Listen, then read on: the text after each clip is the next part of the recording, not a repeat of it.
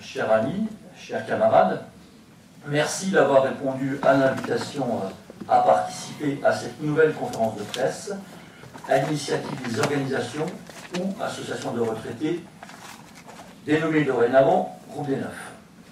Au-delà de ce noyau dur au bon sens du terme, d'autres organisations de retraités ont indiqué avoir de larges convergences avec notre expression et ont appelé les retraités à participer à la journée d'action du 18 octobre dans des modalités qui sont leur libre expression.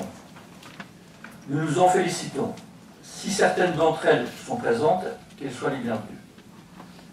Nous sommes au service du rassemblement des retraités le plus large possible sur des valeurs humanistes, de progrès social, contre le compromis qui, souvent, s'est conjugué avec la régression des droits, des acquis, qu'il s'agisse des retraités ou des actifs.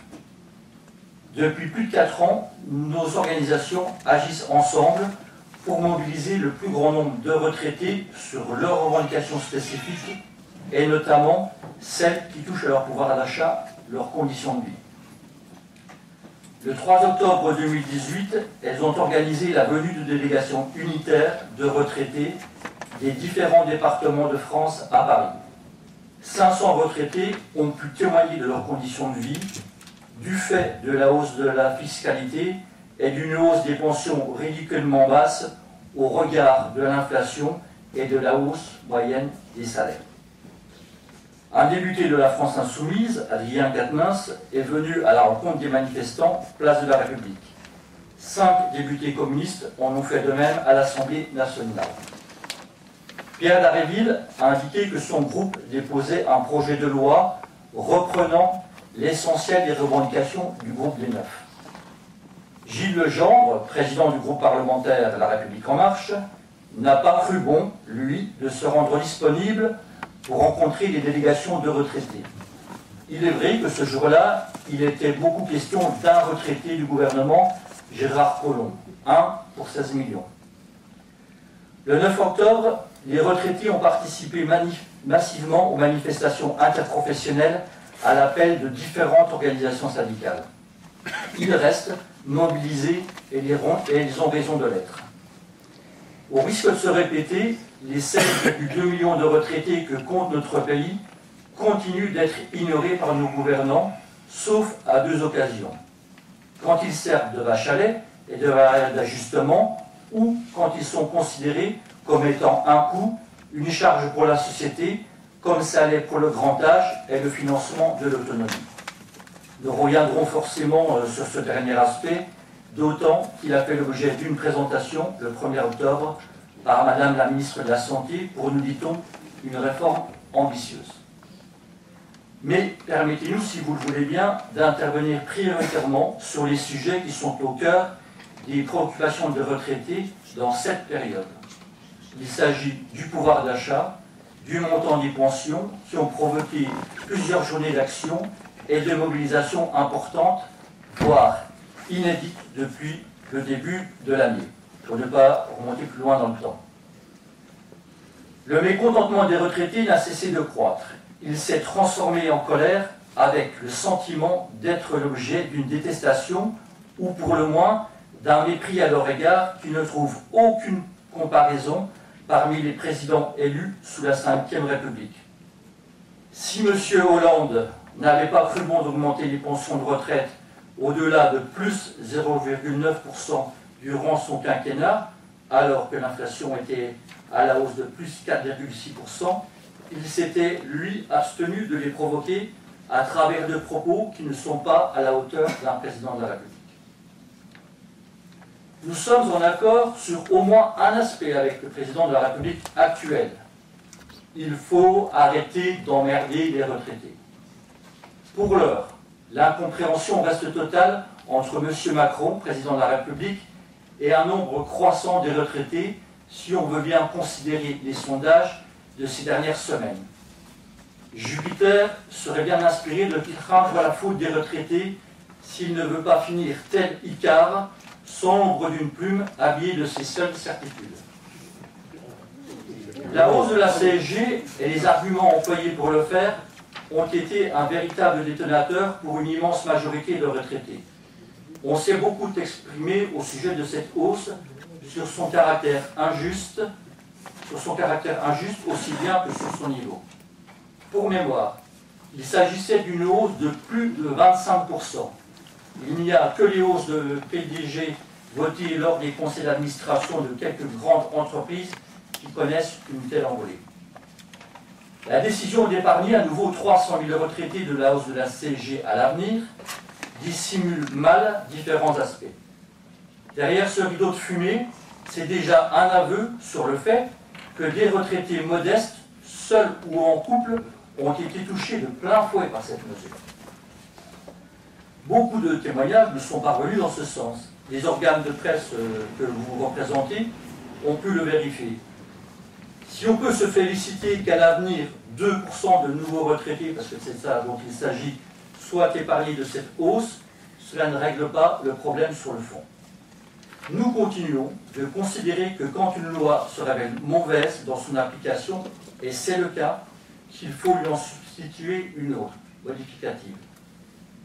Le gouvernement, l'Assemblée nationale ont la possibilité de reconsidérer les choses à l'avantage des retraités en proposant un nouveau projet de loi dans le cadre du débat sur le PLFSS qui s'instaure au Parlement. C'est une question de volonté politique, rien d'autre. Nous demeurons contre la hausse de la CSG et demandons sa suppression pure et simple, comme le font les députés communistes à l'Assemblée nationale, et nous souhaitons qu'ils soient rejoints par d'autres dans cette démarche. Comme nous l'avons indiqué dans le tract unitaire qui appelle à la mobilisation générale les retraités le 18 octobre, les dernières décisions du gouvernement concernant les pensions de retraite aboutissent à un recul social de plus de 70 ans. Nous considérons pour notre part que la pension de retraite doit rester un droit, un acquis, par le versement des cotisations et non devenir une simple allocation soumise à des considérations budgétaires en données corrigées des variations saisonnières, si j'ose dire. Comme vous le savez, pour être les premiers à informer nos concitoyens, le gouvernement a décidé de supprimer la revalorisation annuelle des pensions. L'objectif, c'est bien évidemment de réduire de façon drastique les pensions des retraités, quitte à les appauvrir. Nous sommes loin de la promesse du président Macron à peine élu qui promettait, et je le cite, que le pouvoir d'achat des retraités serait préservé. Faites un micro-trottoir si vous n'avez pas eu l'occasion de le faire, et vous devinerez vite les raisons pour lesquelles le président de la République connaît une baisse importante de sa popularité parmi les retraités. Pour mémoire, 2018 sera l'année blanche avec un zéro pointé pour la non-revalorisation des pensions, alors que l'inflation est mesurée à plus de 2,3% pour les 12 derniers mois. Si on considère les fortes hausses du gaz, des carburants et de l'électricité qui pèsent lourd dans les dépenses des retraités, on n'a aucune difficulté à mesurer la réalité de la baisse du pouvoir d'achat de ces derniers. Limiter ses déplacements en voiture, attendre qu'il fasse vraiment froid pour mettre son chauffage, ne plus aller au restaurant, renoncer aux vacances, à l'accès à la culture, au plaisir qu'on peut procurer à ses enfants et ses petits-enfants, c'est dorénavant la réalité d'un nombre de retraités grandissant. Pour 2019 et 2020, les retraités devraient se contenter de plus 0,3% d'augmentation des pensions pour chacune des années. Les économistes sont d'accord pour considérer que l'inflation est à la hausse et qu'elle risque de le rester quelque temps. C'est donc un nouveau décrochage du pouvoir d'achat des retraités auquel on va assister si le gouvernement ne revient pas sur cette décision qui va à nouveau appauvrir les retraités. Le groupe du 9 a mesuré qu'en 3 ans, un mois de pension a été pris dans la poche des retraités. C'est considérable. L'exemple porté dans notre tract national est de ce point de vue illustrant. Ainsi, un retraité qui percevait la fameuse pension moyenne de 1 376 € brut en décembre 2017 connaît une baisse de 561 € de perte de pouvoir d'achat pour l'année 2018. Cela représente donc plus de 1 500 € sur 3 ans. Vous admettrez avec nous que ce n'est pas une bagatelle. Je vous renvoie à nouveau à l'encadré de notre tract unitaire que vous avez dans vos chemises pour appeler à la mobilisation du 18 octobre pour le détail. Mais mes camarades pourront illustrer le propos. Est-ce qu'il y a une volonté politique de frapper durement les retraités chez le président de la République, son gouvernement et le groupe parlementaire LRM qui vote jusqu'à maintenant comme un seul homme? À bien observer les choses, il nous semble que oui. Nantis, privilégiés, qui passent leur temps à se plaindre. C'est l'image qu'on veut donner d'un quart de la population française. Et voilà, les retraités désignés comme bouc émissaire et choisis comme variable d'ajustement. La ficelle est un peu grosse et c'est pour ça qu'elle finit par se voir. Comment oublier que dans le même temps, quand le gouvernement tente d'opposer les générations entre elles, que les inégalités se creusent entre les plus riches et la grande majorité de nos concitoyens. Pour les premiers de cordée, les bonnes annonces se succèdent. À qui profite la suppression de l'ISF? Pas aux populations les plus laborieuses et celles qui ont mérité de vivre décemment du fruit de leur travail à la retraite. Que dire de la baisse de l'impôt sur les sociétés de 25% qui va courir au moins jusqu'en 2022? De la baisse annoncée des cotisations sociales de 6 points prévues en 2019, des 50,9 milliards de dividendes versés en France aux actionnaires en 2018, des 100 milliards versés au titre du CICE sans exigence de contrepartie. Oui, il y a véritablement un pognon de dingue dans ce pays, mais pas où on le dit, et trop, c'est trop. C'est la raison pour laquelle les retraités manifesteront à nouveau le 18 octobre dans de nombreuses villes de France. En le faisant, ils exigeront la suppression de la hausse de la CSG, la revalorisation des pensions, l'indexation de celle-ci sur les salaires, le maintien des pensions de reversion sans condition de ressources, ainsi que la prise en charge de la perte d'autonomie à 100% par la sécurité sociale.